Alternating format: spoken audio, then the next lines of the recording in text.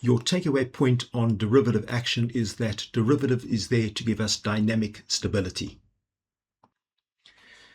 In a three-term controller, the main forms of control are going to be proportional, integral, and derivative. Now, we've already done the first two. Proportional percent or gain control is going to have the advantage that it will be the main form of control. But as we did show, the disadvantage is that it's always going to give us an offset. By an offset, I mean that the process variable is not going to be equal to the set point. That brought us to the integral action, and the purpose of the integral action was to eliminate the offset. Let's just go and do that in blue. So that's going to be to eliminate the offset. What we're saying is that the process variable will be equal to the set point eventually. However, it has the disadvantage that if we make it too fast, it can become unstable. Too fast equals to unstable. So today we're going to go and do the third of our choices in the three-term controller. The third of our choices is going to have the name of derivative, and that is the D part of the PID controller, and you may have also heard it referred to in the past as rate. I'm going to do a couple of simulations just to show you the advantage and the disadvantage of this. Please do have a look at the following.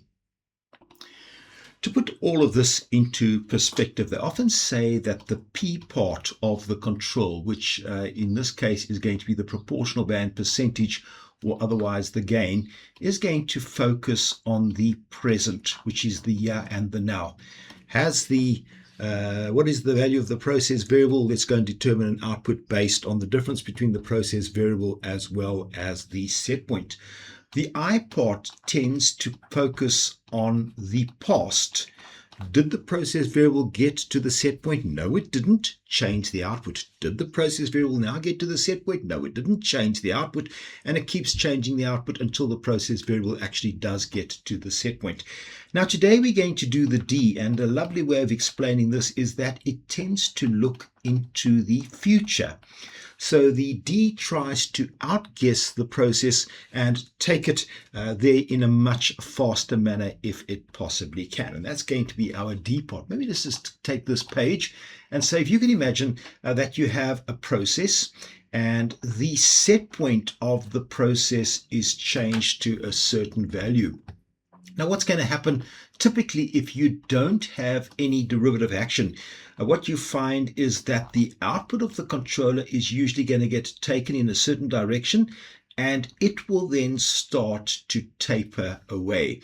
Now, that has the effect of taking your process variable and moving it in a certain direction at a certain rate. Now, the derivative action has a look at this and tries to predict when the process variable is going to hit the set point.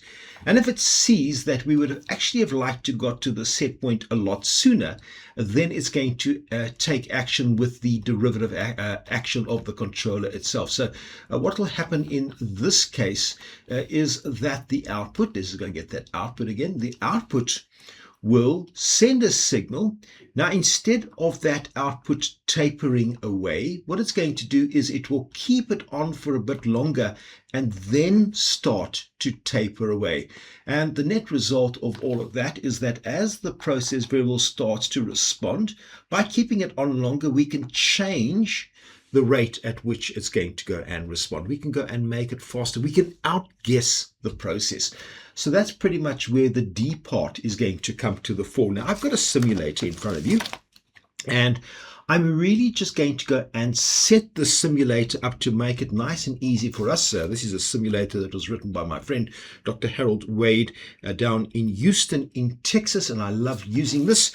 I'm going to give it a gain of 2.3, no integral, so the reset is going to be switched off at 0 because we're working in minutes per repeat, and no derivative action at all.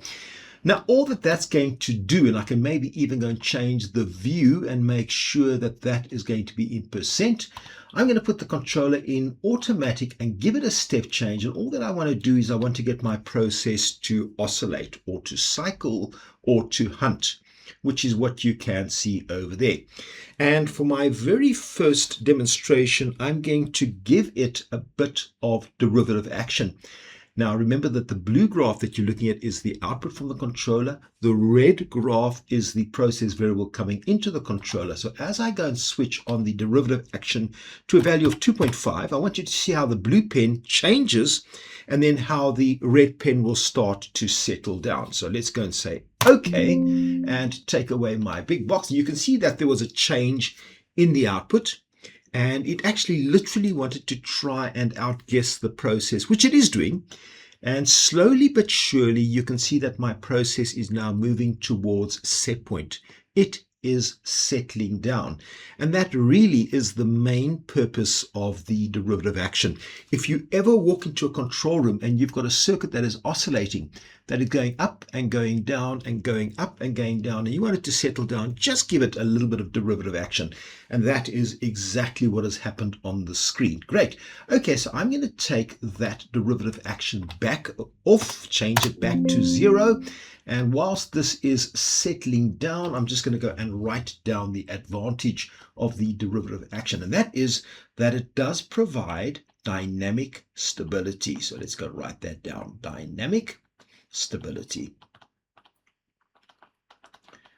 Great. And that gets me to the disadvantage of this circuit. Now you can see that my process variable is probably sitting very close to 70%. So I'm going to zoom in. Let's go and zoom in between 65 and 75. And you will see the process variable, which is the red pen that we have over there. And right, what I need to go and do next is I'm going to switch on a bit of electrical noise. Now, electrical noise is interference that we can get from outside cables possibly. So let's go to the process button and change the parameters. And there where it says process noise, I'm just going to switch that on. And if you look very clearly and carefully at the process variable, you can see that it's changing ever so slightly. Now, remember, what derivative action does is it looks at the rate of change of a process variable. And every small little change that you see over there is a rate of change, which is going to be picked up by the derivative action. Great. I'm going to zoom out of this, go back between 0 and 100%. Again, I'm going to get my process to oscillate just by giving it a step change and letting it go up and down. And last but not least, I'm going to give it the same amount of derivative action. So I'm going to go and press the tuning button and let's go and give it 2.5. And I'd like you to now look at the blue pen, the output of the controller. And you can actually see that the output of the controller becomes very, very noisy. Imagine if that was a control valve. All over the place. That control valve would require maintenance in a very short period of time. So that's going to be a disadvantage of the derivative action. I'm going to pause that and take that screen away, and let's go and complete our disadvantage table. So we don't use derivative on its own, and we're going to find if there is any noise, that noise is going to get multiplied through to the output of the controller. And that is going to be it. Thank you very much.